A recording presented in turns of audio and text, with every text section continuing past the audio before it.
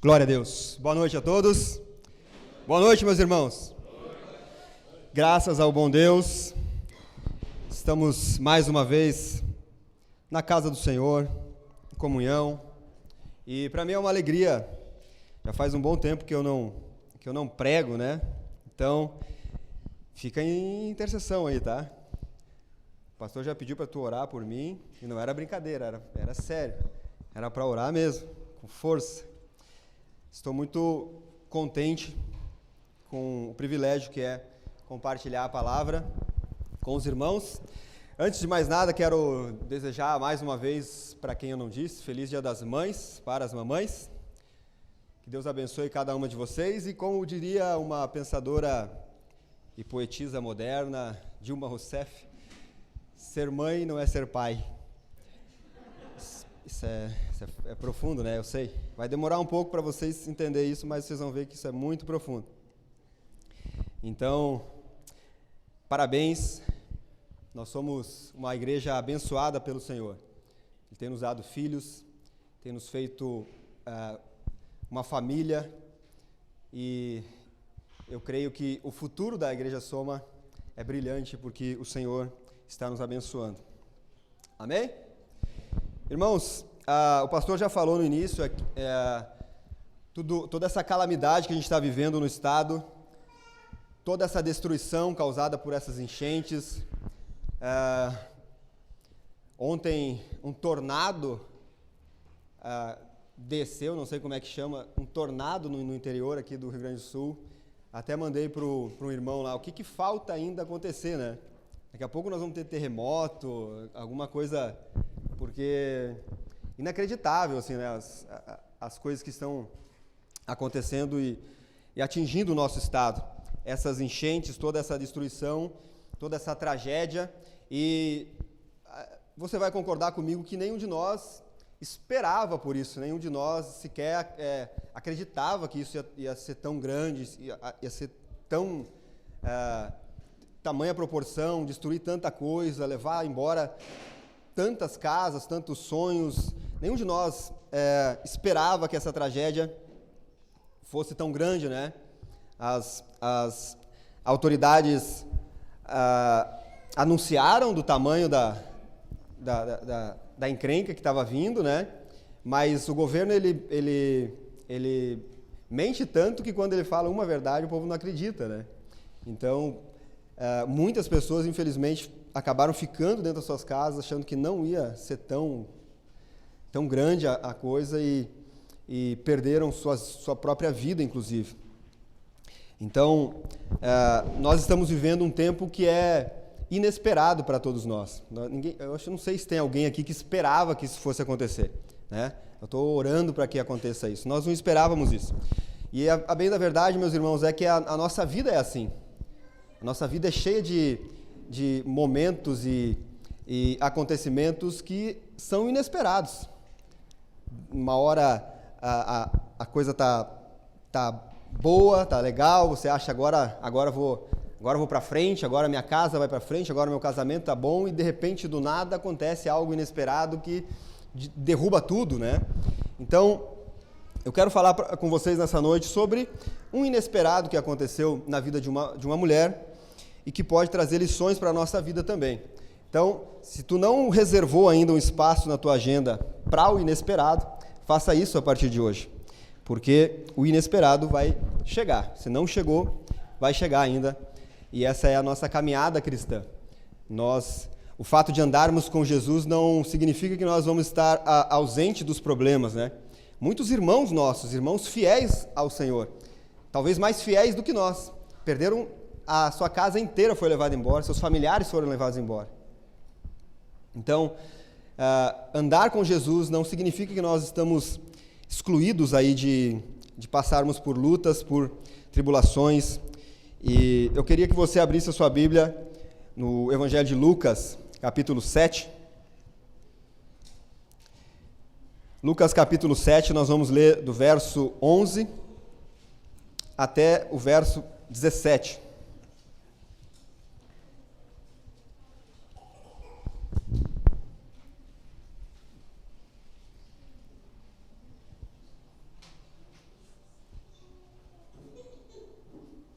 Amém? Diz assim: pouco depois, Jesus foi para uma cidade chamada Naim, e os seus discípulos e numerosa multidão ia com ele. Ao aproximar-se do portão da cidade, eis que saía o enterro do filho único de uma viúva, e grande multidão da cidade ia com ela. Ao vê-la, o Senhor se compadeceu dela e lhe disse: não chore. Chegando-se, tocou no caixão, e os que estavam carregando pararam. Então Jesus disse: jovem, eu ordeno a você, levante-se. O que estava morto sentou-se e passou a falar com Jesus, e Jesus o restituiu à sua mãe. Todos ficaram possuídos de temor e glorificavam a Deus, dizendo: grande profeta se levantou entre nós. Deus visitou o seu povo. Essa notícia a respeito de Jesus se espalhou por toda a Judéia e por toda aquela região. Jesus é uma fonte inesgotável, meus irmãos, de poder e de graça. Se você ler a partir do verso 1 aqui, Jesus estava em Cafarnaum e ele tinha acabado de curar o servo de um centurião que estava doente, e o centurião mandou que alguns anciãos fossem até Jesus, soube que Jesus estava ali, soube da fama de Jesus, e ele manda então alguns anciãos ali para chamar Jesus e ir até a casa dele curar o seu servo. E Jesus se impressiona com a fé desse centurião, né? Quando Jesus se aproxima da casa dele, o cara diz: não sou digno de que tu entre na minha casa. E Jesus então vai dizer: eu não vi uma fé parecida em todo Israel. Então ele tinha acabado de curar esse servo que estava doente em Cafarnaum, e agora ele se dirige à cidade de Naim, que ficava a mais ou menos uns 40 quilômetros de Cafarnaum. Então, Jesus, ele é uma fonte inesgotável, ele não parava, o pastor tem falado isso muitas vezes, que o nosso Deus, ele é imparável. Ele tem poder hoje para curar, ele tem poder amanhã. Amanhã Jesus não vai estar mais fraco do que hoje. Amanhã Jesus não vai ser menos Deus do que ele é hoje. Ele tem poder para agir em toda e qualquer circunstância, em toda e qualquer situação. Não há um período da história em que Jesus ficou meio abatido, meio fraco, meio sem poder. Não, Jesus é uma fonte inesgotável de poder e graça. E aqui nós lemos que ele então se dirige para essa cidade chamada Naim. O Spurgeon vai dizer que não há lugar, não há momento no qual Jesus não esteja disposto ou esteja incapacitado de realizar um milagre. Não existe um momento, não existe uma circunstância no qual Jesus esteja incapacitado de realizar um milagre, incapacitado de agir. O braço do Senhor permanece fiel, firme e forte por toda a eternidade. O que nós lemos aqui, meus irmãos, não é uma história inventada por Jesus, criada da cabeça dele. Isso aqui é um fato real. É uma mulher real e é um jovem real que está morto ali, sendo carregado. Então, todo o milagre que Jesus operou, todo o sinal que Jesus operou na Bíblia, ele não tem como propósito apenas trazer vida para o morto, trazer visão para o cego, curar o doente, mas tinha também o propósito de nos ensinar alguma lição, de nos ensinar algo. E a morte desse jovem, essa história da viúva, também quer nos ensinar coisas novas. O que nós estamos vendo aqui, meus irmãos, nesse episódio aqui, é o encontro de duas multidões. De um lado, nós temos uma caravana da morte, onde vem uma viúva que tinha acabado de perder o seu marido, carregando agora o seu filho em direção à sepultura. Do outro lado, nós temos a caravana da vida se aproximando com Jesus. Nós temos aqui o encontro de dois filhos únicos. De um lado, nós temos o filho único de uma viúva, morto, destinado a viver. Do outro lado, nós temos o filho único de Deus, vivo, destinado a morrer. Esse encontro vai mudar a história dessa mulher. E esse encontro mudou a história de muitos de nós aqui. A bem da verdade, já antecipando, meus irmãos, é que era eu que estava naquele caixão, era você que estava lá. Éramos nós, esse jovem morto. E Jesus veio ao nosso encontro. Jesus sabe como arranjar as coisas certinhas, encaixar as peças do quebra-cabeça no lugar certinho, para proporcionar esse encontro. Então, você não está aqui nessa noite por mero acaso. Não existe acaso para Jesus. não está aqui nessa noite simplesmente porque alguém convidou você para estar aqui nessa noite, tu não veio ao culto hoje simplesmente porque tu tinha que bater o cartão aqui. Jesus preparou essa noite para que todos nós estivéssemos aqui. Então, quem não veio, não era para estar aqui, porque Jesus queria falar conosco. Amém? Amém? Jesus chega na hora certa, no lugar certo, e eu tenho certeza que essa viúva da história que nós lemos aqui, ela não esperava o desfecho, né, dessa história aqui. Mas quando Jesus chega, simplesmente tudo muda. Onde Jesus chega, tudo muda. Então, eu queria ver com vocês que o que nós podemos aprender com os inesperados da nossa vida. Em primeiro lugar, nós aprendemos que o inesperado acontece.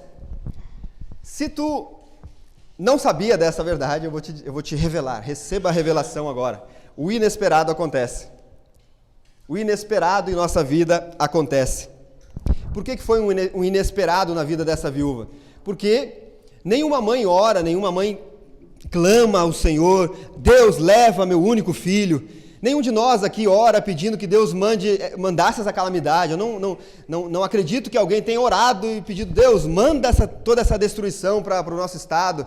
Ninguém ora pedindo que um membro da nossa família fique doente. Ninguém ora pedindo que Deus mande o pior para a nossa vida.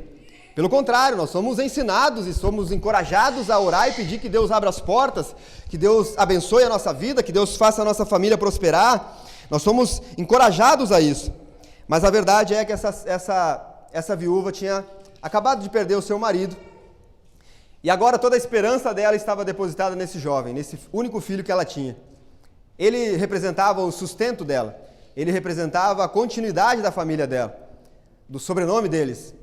Mas, quando ela olhava para trás, no meio dessa procissão de morte, ela só enxergava com uma completa desesperança. Os filhos são herança do Senhor. Os filhos são bênção do Senhor para a nossa vida.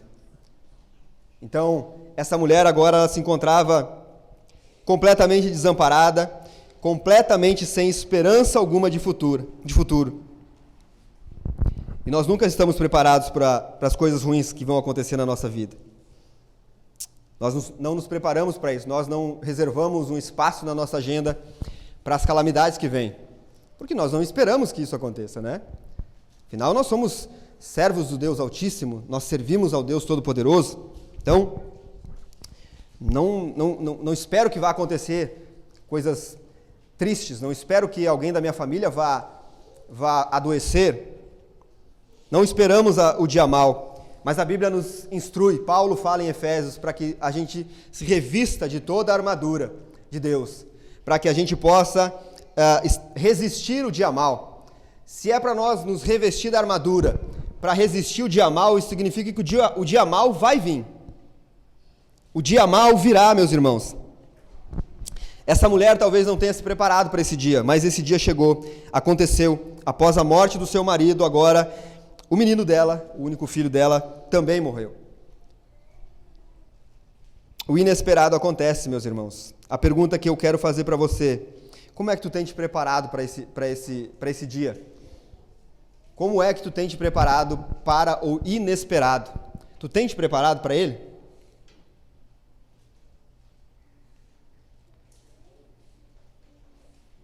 De repente, tudo isso que eu vou falar hoje seja exatamente o que tu está experimentando agora. Como é que você tem se preparado para o inesperado? Porque o inesperado acontece, meus irmãos. Amém? Em segundo lugar, se o inesperado aconteceu na vida dessa mulher, uma outra verdade que nós aprendemos aqui é que o inesperado atrai Jesus. Amém? Amém? Então, não pense que tudo isso que está acontecendo aqui está fora do controle do Senhor. Jesus resolveu dar uma passeada no Rio de Janeiro. Jesus agora resolveu dar uma passeada na Disneylândia e não está aqui no Rio Grande do Sul.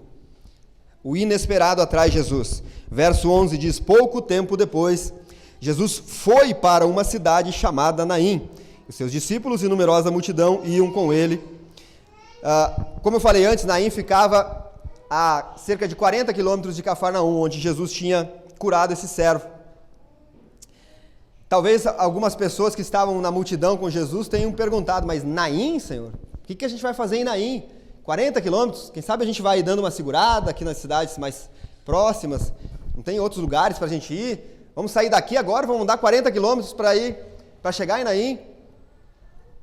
Eu fiz os cálculos assim, mais ou menos, demora em torno de 5, 6, 7 horas para fazer esse percurso a pé. Então, na cabeça de Jesus tinha um cálculo, eu preciso chegar lá, tal horário, eu tenho um compromisso lá. As pessoas talvez tenham perguntado, né? São coisas da minha cabeça, tá? Não está escrito na Bíblia, mas eu imagino que as pessoas perguntam, mas Naim, não dá para nós ir para outro lugar? Jesus olha com um sorriso no rosto e diz, eu tenho um encontro em Naim. Eu tenho um encontro com uma viúva em Naim.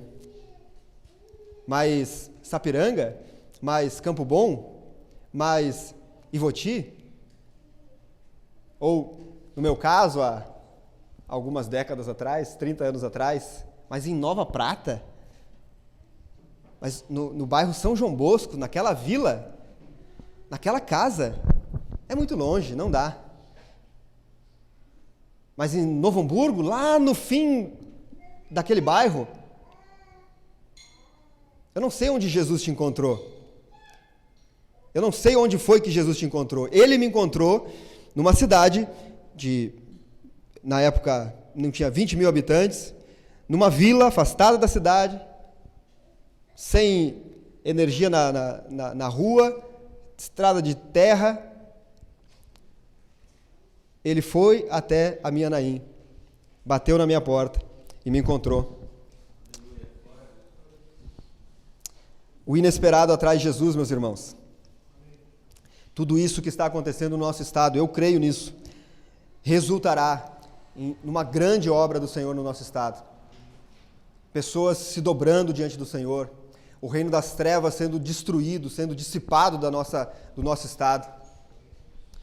Eu creio, Senhor, eu creio que Deus não está alheio a tudo que está acontecendo. Amém? Amém? Tem um varão aí que está forte, né? O Thomas é o meu... não, é o Luke? O Luke é meu fã. Eu paguei ele para ele dar amém bem alto, para ver se encoraja vocês. Estão muito quietos, né? Eu não sou muito penteca, né? Daí vocês vão dormir aí. Você vai lembrar quando Pedro, quando ele ainda era pescador, ele teve um dia inesperado também na sua caminhada como pescador. A Bíblia diz que ele preparou os seus equipamentos, o seu barco e saiu para pescar. Você vai lembrar disso, né? E ele pesca a noite toda, mas ele não pega um peixe sequer. Ora, para um pescador profissional, né, tipo o Leandro, isso é um absurdo, né? Imagina, né? O Leandro nunca voltou para casa sem um peixe. Não existe isso. Se ele não pescar, ele passa no açougue e compra um. Senão a Laís pega ele, né? Como é que saiu pescar e não trouxe peixe, né? Traz um peixe congelado, né? Estava frio lá onde nós estávamos pescando. Mas aconteceu um inesperado na vida de Pedro. Ele pesca, joga as redes a noite toda, e a Bíblia diz que ele não pega um peixe sequer. Para um profissional da pescaria que sabia exatamente o lugar certo, né? A lua certa, a cor da água certa, o lugar onde vai dar peixe, né? Os caras que pescam sabem o lugar certo de jogar a rede. Pedro era um profissional da pesca, ele sabia exatamente onde ele ia e ele já contava, eu vou ir e eu vou trazer peixe para casa. Ele não esperava que ele fosse voltar para a margem do rio sem nenhum peixe. Mas é isso que o texto diz que acontece.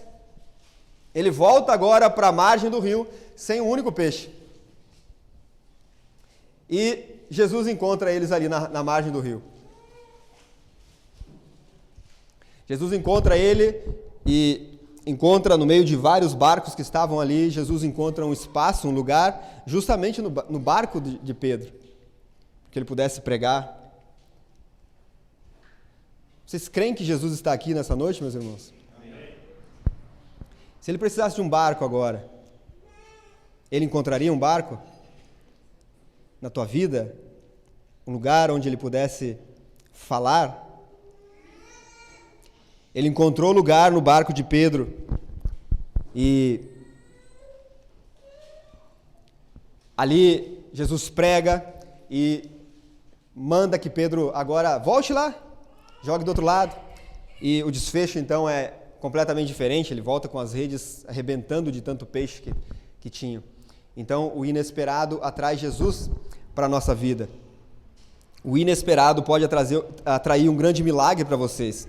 Eu sei do que eu estou falando aqui, meus irmãos. Nós temos experimentado ao longo dos últimos meses aqui na igreja, com alguns irmãos, coisas inesperadas acontecendo e nós vendo o poder de Jesus agindo na nossa vida, no nosso meio.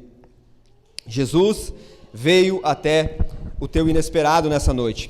Creia nisso, confie nisso. Terceiro lugar, meus irmãos, o inesperado não pega Jesus de surpresa.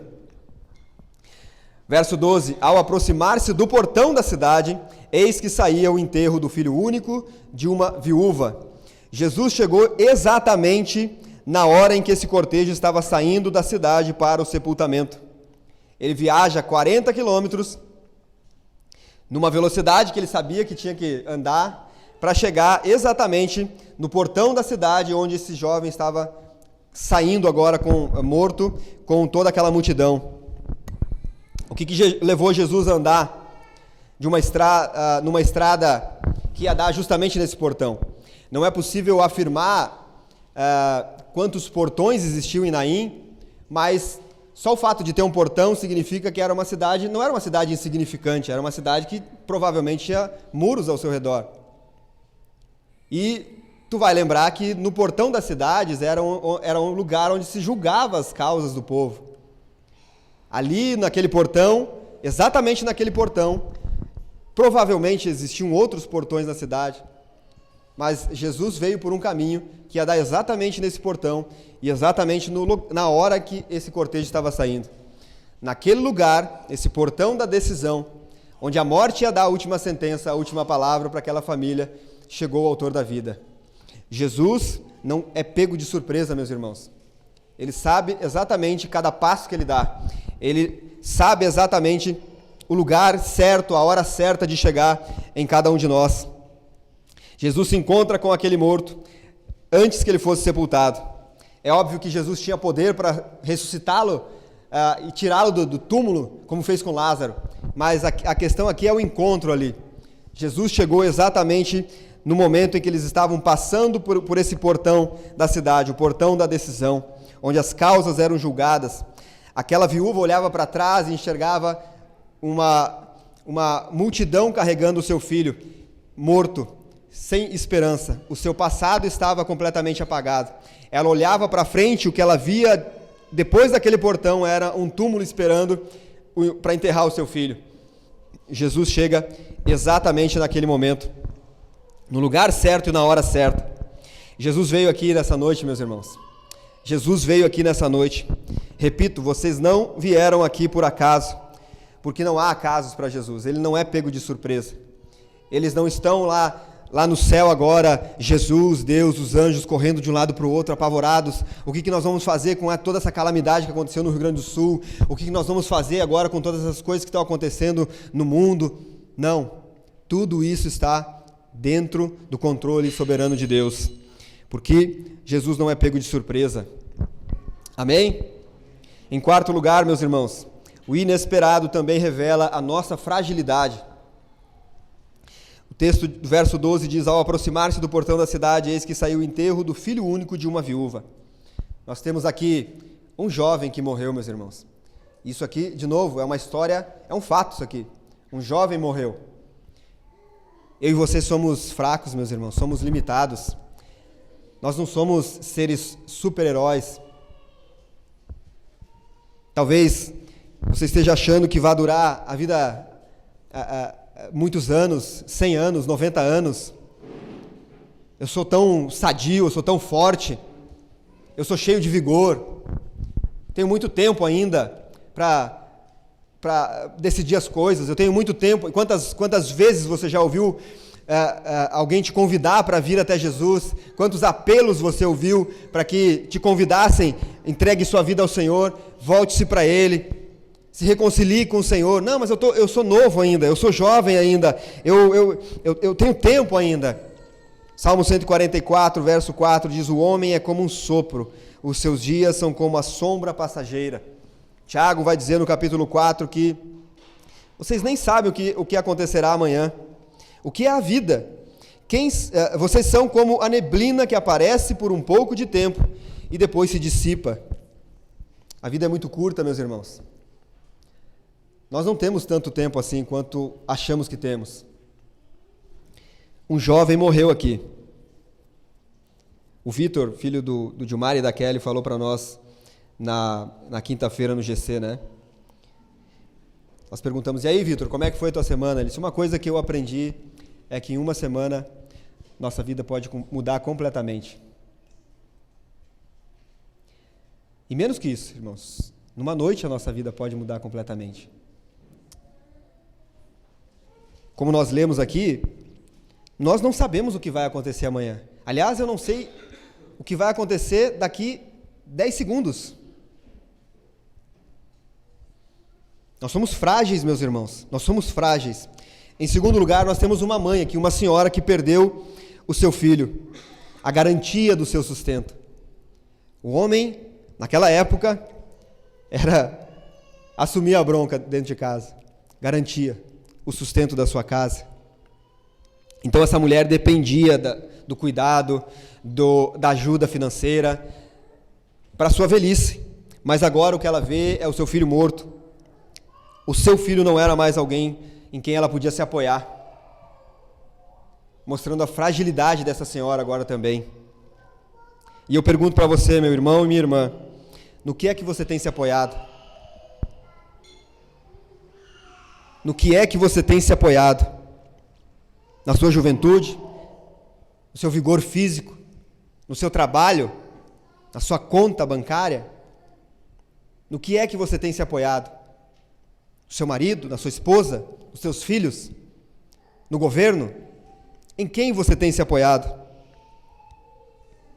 Em Mateus capítulo 7, nós lemos final do Sermão do Monte. Jesus, ele vai nos dar aqui um ensinamento sobre 2 fundamentos. E ele diz assim, Mateus capítulo 7, verso 24 em diante: todo aquele, pois, que ouve as minhas palavras e as pratica, será comparado a um homem prudente que construiu sua casa sobre a rocha. Caiu a chuva, transbordaram os rios, sopraram os ventos e bateram com força contra aquela casa, e ela não desabou, porque tinha sido construída sobre a rocha.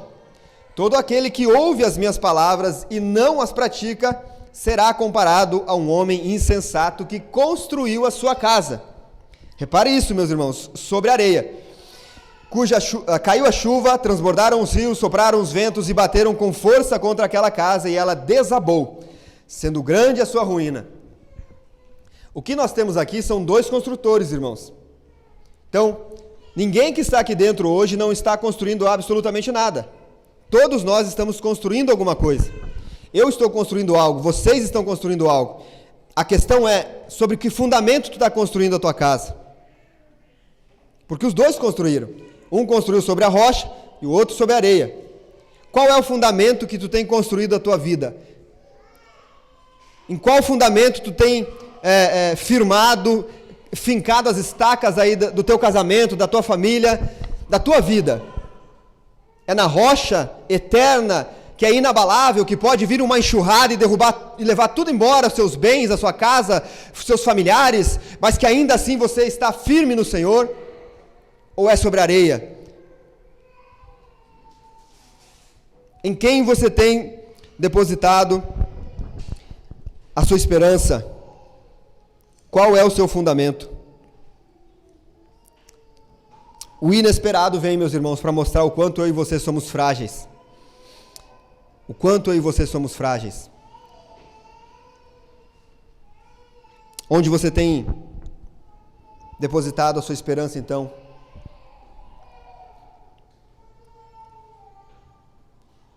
O inesperado revela que eu e você precisamos de alguém poderoso para nos sustentar em momentos de crise.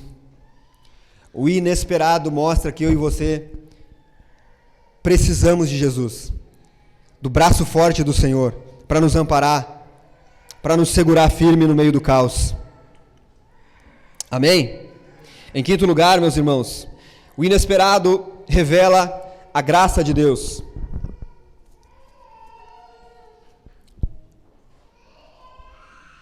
Verso 13: ao vê-la, o Senhor se compadeceu dela e lhe disse: não chore.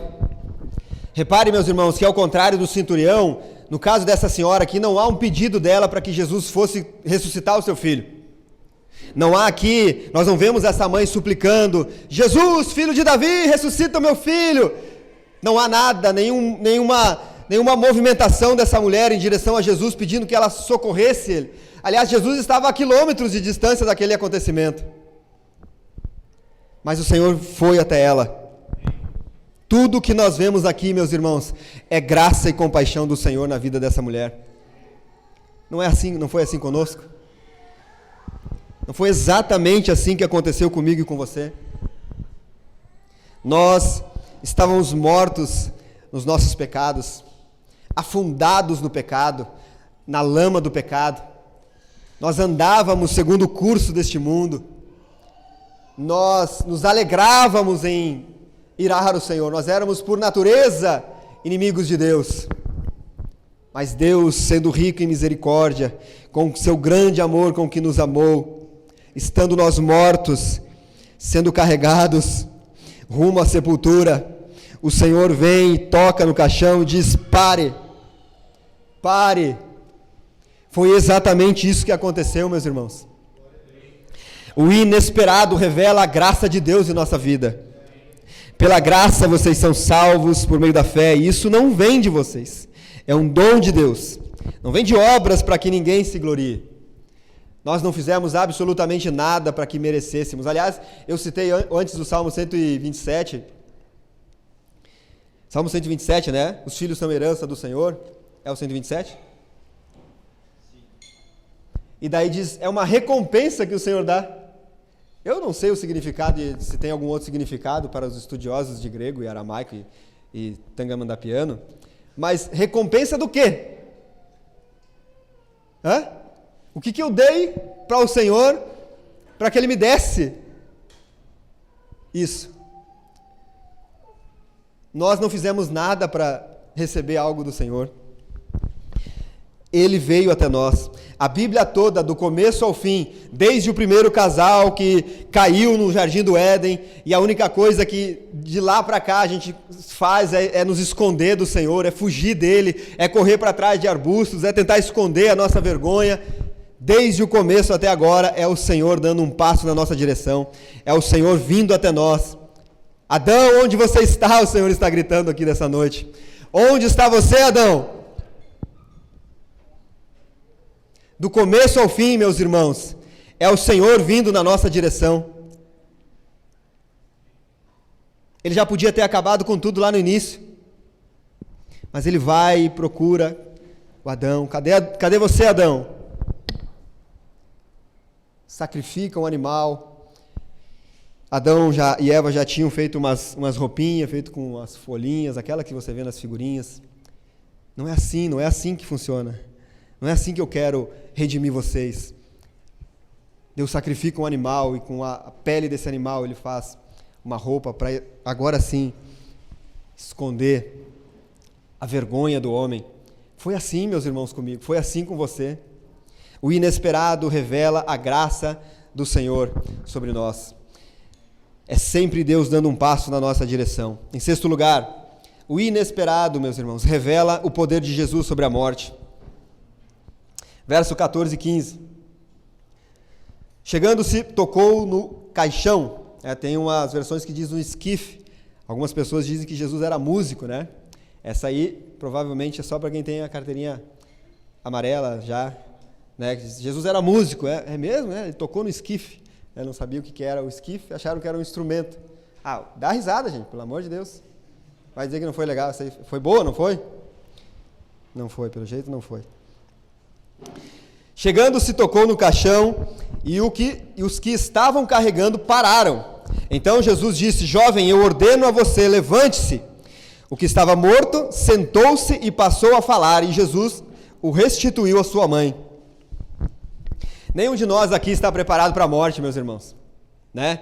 Eu estou tranquilo, Eu li essa semana sobre um pastor contando a história sobre um líder hindu, Mahatma Gandhi, acho que é o nome do cara, né? Um senhorzinho assim que tu olha o rosto dele assim, é bem, um senhorzinho bem simpático, né? Bem, e ele disse que ele nunca tinha conhecido alguém pessoalmente assim que representasse, que mostrasse tanta paz interior, né?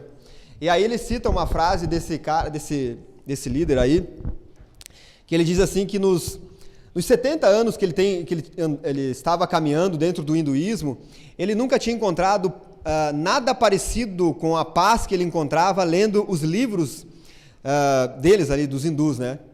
Ele falou assim, eu não encontrei isso nem no Sermão do Monte. E aí, já mais para o final da vida dele, foi assassinado, mas já mais para o final da vida dele, que ele estava vendo que estava chegando a hora de chamar a ficha dele, ele estava olhando no telão lá, estava se aproximando para chamar a fichinha dele, ele disse uma frase, ele disse algo tipo, eu não vejo nada além de escuridão quando eu olho para a minha vida. Tudo que eu enxergo na minha frente são densas trevas.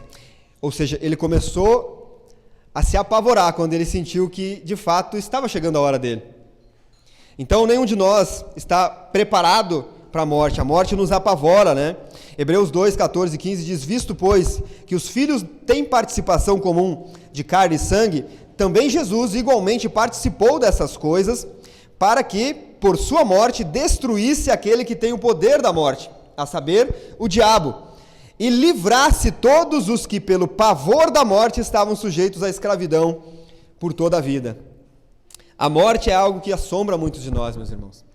Eu, particularmente, tenho pavor da morte. Não porque eu tenha medo, assim, eu não sei se eu vou para cima ou para baixo, né? Não que eu tenha medo, dúvidas se eu irei para o céu ou não, mas talvez você que tem filho pequeno e tal, saiba do que eu estou dizendo. Eu perdi meu pai, eu tinha 8 anos. E só a ideia de pensar em eu deixar agir as crianças sozinhas já é algo que me assombra demais, assim, né? Me apavora demais, assim. Então, a morte é algo que nos apavora. Mas Cristo venceu a morte. Cristo matou a morte. Cristo tem poder sobre a morte. Ele disse, aquele que crer em mim, ainda que seja morto, viverá.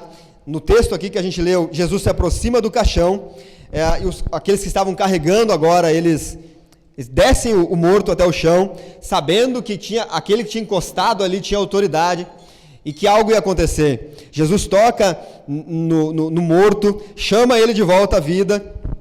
Aquelas palavras direcionadas a morte, ela precisa se sujeitar. Quando Jesus fala, a morte precisa se sujeitar. Aquele jovem agora, sozinho, morto, ele não tinha condição alguma de se levantar, né?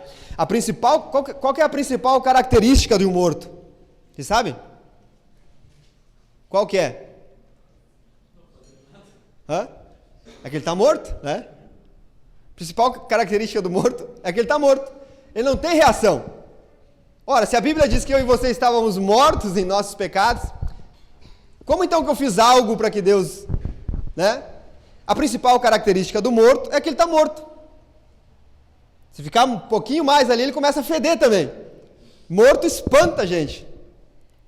E tem um fato também nesse texto que Jesus toca no caixão ali, no esquife. Jesus toca ali, o que o tornaria impuro.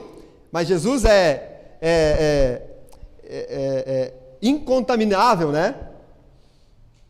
Ele não pode ser contaminado por nenhuma tradição. Jesus não pode ser afetado por nenhuma tradição nossa. O inevitável também quebra as nossas tradições, derruba as nossas tradições. Jesus tem poder sobre a morte. Ele detém a última palavra. Quando Jesus chega, a morte precisa atender ao chamado dele. Foi assim com Lázaro, meus irmãos. Ele estava lá no fim do buraco do túmulo. Ele chama ele para fora e a morte tem que obedecer. Jesus tem poder sobre a morte. Aquele que crer em mim, ainda que esteja morto, viverás. Em sétimo lugar, o inesperado revela a glória de Jesus ao mundo.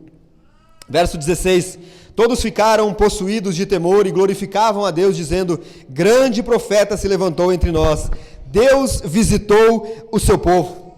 Meus irmãos, que depois que tudo isso passar, eu e você possamos gritar em alto e bom som: o Senhor visitou o seu povo.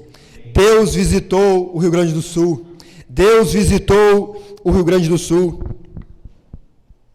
Todas as nossas lutas, todas as nossas tribulações, todas as nossas desilusões, angústias, tudo isso, meus irmãos, acontece na nossa vida, ao longo da nossa vida, para que no final o nome do Senhor seja glorificado, para que no final Deus receba a glória. Tudo que nós estamos vendo acontecer no nosso estado hoje, tudo que você está vendo acontecer na sua vida, não me pergunte por quê, mas tudo isso servirá para que o nome de Jesus seja exaltado no nosso estado, para que o nome de Jesus seja exaltado na tua vida, dentro da tua casa. Talvez, ao passar por tudo isso, nunca mais você vai servir e adorar ao Senhor do jeito que você adorava antes de tudo isso. A verdade é que as tribulações da nossa vida, as dores da nossa vida, nos fazem confiar ainda muito mais no Senhor, nos fazem ver o quanto Deus está conosco, o quanto Deus tem guardado a nossa vida, o quanto Deus tem sido bom conosco. Tudo isso resultará em glória ao Senhor. Jó, ele fala no capítulo 19, eu sei que o meu Redentor vive, e por fim se levantará sobre a terra. Paulo diz em Romanos 11, ó profundidade da riqueza, tanto da sabedoria como do conhecimento de Deus, quão inexplicáveis são os teus juízos, quão insondáveis são os teus caminhos, porque quem conheceu a mente do Senhor, ou quem foi o seu conselheiro, ou quem primeiro deu alguma coisa a Deus para que isso lhe seja restituído? Porque dele, por meio dele e para ele são todas as coisas, a ele seja a glória para sempre. Amém. Tudo o que está acontecendo é para que o nome do Senhor receba glória. Tudo o que está acontecendo em nosso estado é para que o Senhor seja glorificado. Muitas vezes o inesperado acontece em nossa vida. Talvez tenha oração que a gente faz que não é respondida. Você está orando por algo há muito tempo e essa resposta não vem. Ou talvez você orou por algo e a resposta veio, mas veio diferente do que você esperava. Não era isso que eu esperava. Quem sabe você fez um exame médico e a tua expectativa era que o resultado fosse outro, mas não foi. O resultado é esse. Deu ruim. Não era o que eu estava esperando. Mesmo assim, meu irmão e minha irmã, confie no Senhor Jesus. Você não está nas mãos de um Deus fraco. Você não está nas mãos de um Deus que não tem poder. Jesus está guardando a tua vida. Confie em Jesus. Creia que a palavra final é dada pelo Senhor da história. Creia que a palavra final não sai da boca de homem nenhum. A palavra final sai da boca do Todo-Poderoso Jesus Cristo. Ele está no controle de todas as coisas. Bendito é o nome do Senhor. Sabemos, diz Paulo, sabemos que todas as coisas no grego significa todas as coisas. Não é as mais difíceis. Não é que Jesus só consegue fazer as coisas impossíveis, as outras não. Não é que Jesus consegue fazer algumas coisas, não. Todas as coisas estão cooperando para o bem daqueles que amam o Senhor. Quem aqui ama o Senhor, levante sua mão e diga: eu amo o Senhor. Amém? Então por que você está atribulado? Todas as coisas estão cooperando para o bem daqueles que amam a Deus. No final, tudo isso que nós estamos vendo, meus irmãos, resultará em glória para o Senhor. No final, no verso 17, aí nós lemos que esta notícia a respeito de Jesus se espalhou por toda a Judéia e por toda aquela região. No final, meus irmãos, eu creio que no final, a notícia a respeito de Jesus se espalhará por toda a nossa região. A notícia a respeito do que Jesus está fazendo, do que Jesus irá fazer ainda, se espalhará por todo o nosso estado. Nós já temos visto testemunhos de pessoas se rendendo ao Senhor. Pastor Alexandre ontem estava pregando num abrigo em Lajeado. 6 pessoas entregaram sua vida para Jesus. Uma menina de 16 anos, se não me engano, que tinha tentado se matar, entregou a sua vida para Cristo. Em tantos outros lugares, as pessoas reconhecendo que são frágeis. Em tantos outros lugares, as pessoas olhando e percebendo que sem Cristo em nossa vida, nós estamos completamente desamparados. Meu irmão, a gente sabe que alguns de vocês estão, o Tiago, aquele com a casa debaixo d'água. O que seria de vocês se Jesus não tivesse na vida de vocês? Imagina o desespero de alguém que perdeu tudo agora e que não tem para onde recorrer. Não tem a igreja, não tem Cristo, não pode dobrar os seus joelhos e clamar por um Deus que ouve a oração. Então a igreja tem isso. Nós vamos passar sim por tribulações, nós vamos passar sim por lutas. Coisas ruins vão acontecer na nossa vida, meus irmãos. Mas tenham bom ânimo. Jesus já venceu o mundo. Tenham bom ânimo, meus irmãos. Jesus já venceu. Bendito é o nome do Senhor. Para parecer que eu estou terminando, 5 verdades que você precisa saber quando o inesperado chegar. Em primeiro lugar, no teu inesperado, meu irmão e minha irmã. Eu estou parecendo o Edir Macedo, né? Quando eu falo meu irmão e minha irmã, né? Vou parar com isso. No teu inesperado, Jesus enxerga a tua dor. Não pense que os olhos do Senhor estão fechados para o que você está passando. Isso é uma mentira do diabo. O texto diz, ao vê-la, o Senhor se compadeceu dela e disse, não chore. Jesus enxergou no meio daquela multidão, tinha uma mulher, uma senhora que se destacava pela angústia, pelo sofrimento, que era mais profundo do que qualquer outra pessoa que estava lá. Existiam naquela época os chamados pranteadores, né, que eram pessoas contratadas para chorar no velório. E aí incentivava os outros a chorar mais também. Jesus olha no meio daquela multidão e ele enxerga uma senhora. A angústia daquela mulher era muito mais superior, era muito maior do que qualquer outra pessoa que estava naquela multidão. É exatamente isso que Jesus está fazendo aqui hoje. Alguns de nós estão passando por tribulações maiores. Falei quinta-feira no GC, né? Tiago capítulo 1. Tiago ainda fala, tenho por motivo de grande alegria passar por várias provações. A provação, meus irmãos, ela vem sobre nós para nos ensinar que a vida do crente ela é marcada por tempos ruins também. Nós não estamos alheios a isso. A provação vem para nos mostrar que ela é passageira. Tiago diz, tenham por grande motivo passarem, motivo de alegria, passarem pelas tribulações. Ele diz passarem por várias provações. As provações da nossa vida, elas são variadas. A provação que eu estou passando é diferente da provação do Rodrigo, é diferente da provação do Tiago, diferente da provação do Gabriel, é diferente da provação do Francisco. São variadas. Daqui a pouco, amanhã, o jogo inverte. Eu passarei por provações maiores que as de vocês. São todas elas ao longo da nossa vida, é assim. As lutas que eu passo, minha irmã, é diferente das que a senhora passa. Mas elas vêm para nos ensinar. As provações são pedagógicas. Porque o texto de Tiago diz que as provações produzem em nós esperança, perseverança. Então, as provações que eu e você estamos passando hoje, elas estão produzindo em cada um de nós esperança, perseverança, fortalecendo os nossos músculos espirituais. Amém? Jesus enxerga a nossa dor. Ele não está alheio. Jesus continua olhando para a tua dor nessa noite. Em segundo lugar, no teu inesperado, Jesus se compadece de ti. O Senhor olhou, ao vê-la, se compadeceu dela. Novamente, não há aqui uma demonstração de fé dessa mulher, um pedido dela para que Jesus curasse o seu filho. É pura graça e compaixão do Senhor.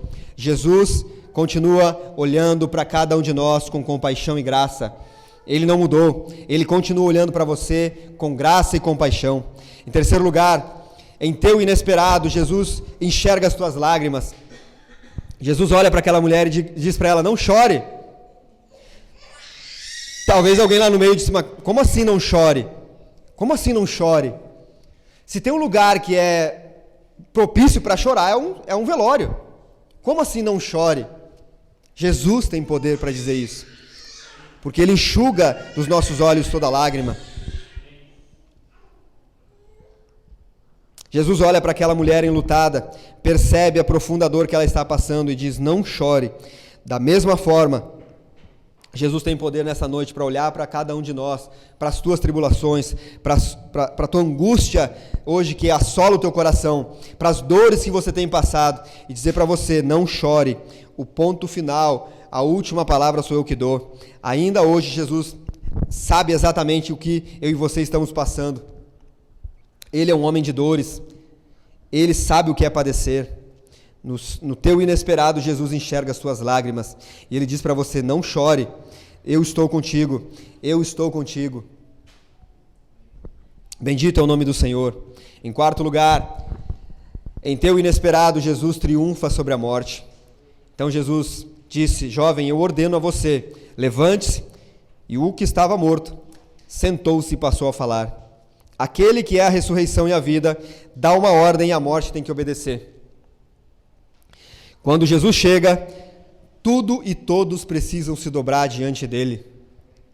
Quando Jesus chega, nós temos que nos dobrar. A morte tem que se dobrar. A morte não dá a última palavra, porque a última palavra sai da boca daquele que venceu a morte.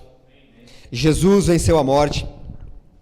Ele é o mesmo, Ele continua agindo da mesma forma, com o mesmo poder. Ele continua sendo Deus Todo-Poderoso, Ele continua sendo um Deus todo exaltado acima de todo nome, exaltado acima de todas as coisas. Um dia, diante desse Jesus, a Bíblia diz que todo joelho se dobrará, a Bíblia diz que toda língua confessará que Jesus Cristo é o Senhor, para a glória de Deus Pai. Um dia, meus irmãos, todos os homens maus dessa terra, que hoje estão achando que estão no poder, que estão no controle das coisas, que determinam como vai acontecer. A gente ouve essas histórias de teoria da conspiração, que tem famílias que são super poderosas no mundo, que são eles que ditam como que vai seguir a economia mundial, são eles que dizem que vai ser assim. Não, é essas famílias que que ditam como vai ser a economia mundial, são eles que dizem como é que vai funcionar a coisa. Não, é porque tem os poderosos que criam vírus para matar multidões, porque eles querem diminuir a população. Não, porque são os nossos governantes, os nossos juízes que determinam as coisas aqui nessa terra e que mandam prender, que mandam soltar e que põem quem devia estar preso, põem para governar um país, que quem devia estar solto está preso. Não. Não são esses homens que governam todas as coisas. Não esqueça disso jamais. Todos esses homens que hoje se auto-intitulam poderosos, que empinam o nariz achando que estão governando as coisas, todos eles estão debaixo da mão do Todo-Poderoso. Jesus está governando a história. No final, tudo isso resultará em glória para Ele, para mostrar que nenhum homem, por mais poderoso, por mais gorda que seja a sua conta, tem poder nessa terra a não ser o Senhor. Bendito é o nome do Senhor. Jesus triunfa sobre a morte. Em quinto lugar, meus irmãos, no teu inesperado, Jesus garante o teu amanhã. Eu sei que tudo o que está acontecendo aqui está nos deixando angustiados, preocupados, porque além de toda a destruição que já causou essas chuvas, os deslizamentos, enfim, além de toda essa destruição, todos nós aqui estamos preocupados com o que vai acontecer depois. Porque tem bairros inteiros embaixo d'água, comércios, mercados, oficinas, empresas inteiras embaixo d'água. E isso traz para nós uma certa angústia de como vai ser o amanhã. Talvez você esteja angustiado nessa noite aqui. Como que vai ser? Como será o amanhã? Como que eu vou me virar? Como que eu vou... Tu vai no mercado, hoje tem prateleiras que está faltando comida ali já. Será que vai faltar arroz? Será que vai faltar o feijão? Como é que vai ficar a economia? Como é que vai ficar a empresa? Como é que vai ficar?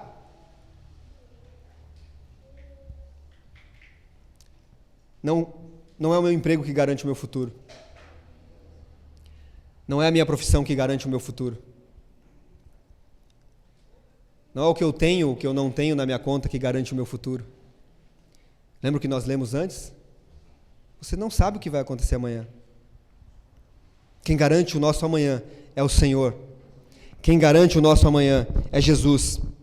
O verso 15, o que estava morto sentou-se e passou a falar, e Jesus o restituiu à sua mãe. A vida voltou, porque Jesus chegou. Amém. O jovem que estava morto voltou à vida. A esperança voltou a brilhar nos olhos daquela mãe, porque Jesus chegou ali. Deixa a esperança brotar no teu coração, meu irmão. Deixa a esperança brotar de novo no teu coração, porque Jesus está aqui. Jesus está aqui e Ele garante o teu amanhã. Quem garante o teu amanhã é o Senhor Jesus. O choro pode durar uma noite inteirinha, mas a alegria vem pela manhã. Hoje nós estamos passando por uma noite escura, sombria. Hoje você está passando por essa noite escura e sombria na tua vida.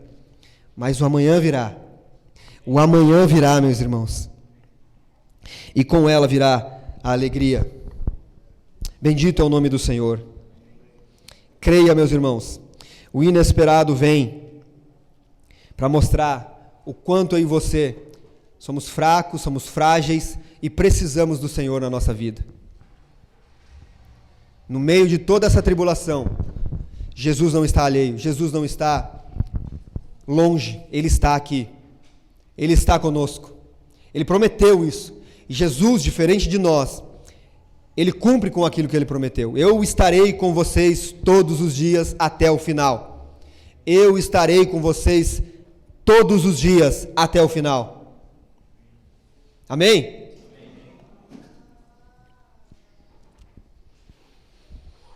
A grande verdade, meus irmãos, concluindo, é que naquele caixão estava eu e estava você, sem vida e mortos.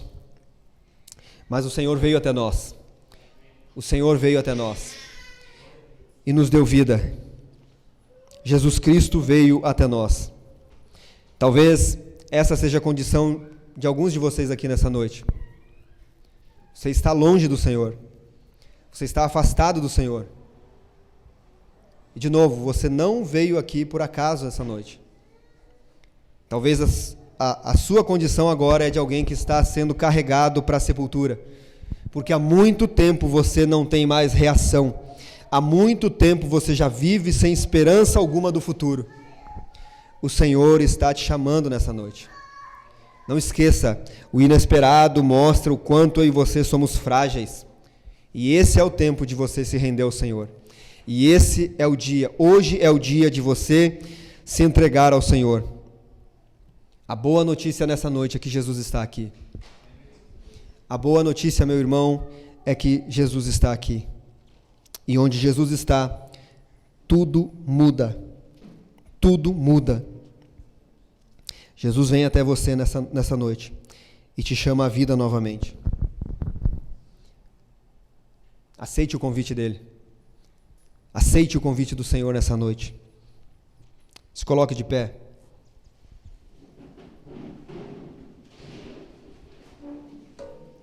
Talvez